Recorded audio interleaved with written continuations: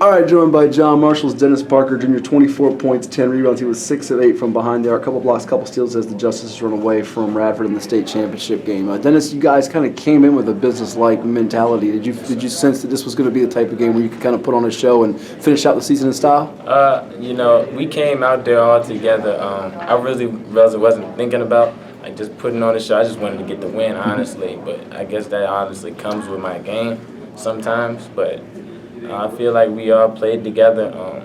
I really wasn't thinking about my performance personally.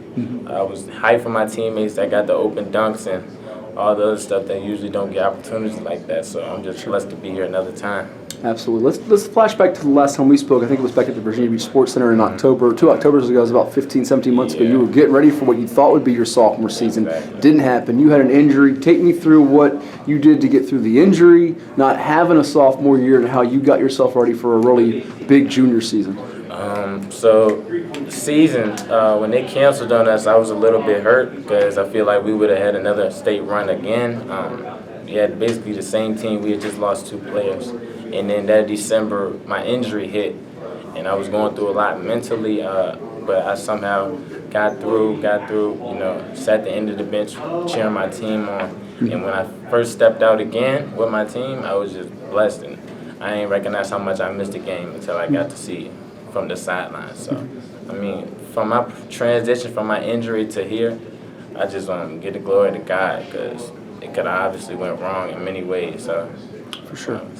Well, we kind of noticed since you came on the scene as a high school basketball player that you had the all-around abilities and athleticism, but one of the things I think maybe you probably focused on was your outside shooting. You've become a better outside shooter since then. Was that just a matter of work, getting more comfortable, changing your technique or shot around? How's that happen for you? It's a lot of additional work outside my team. I be getting in the gym early morning.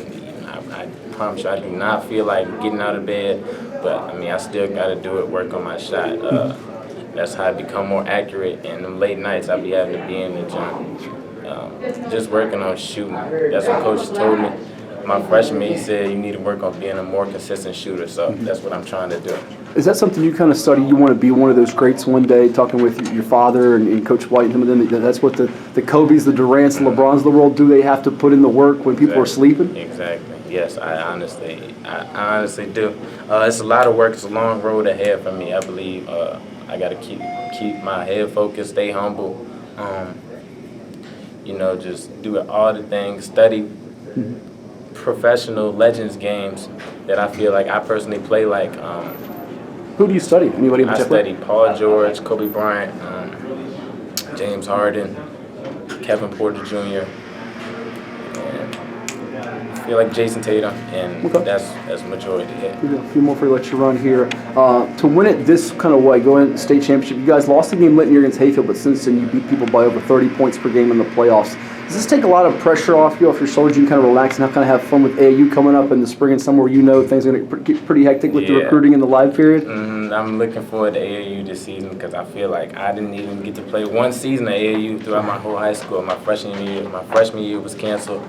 And my sophomore year, I was injured, so I feel like this year is about to be a movie for me.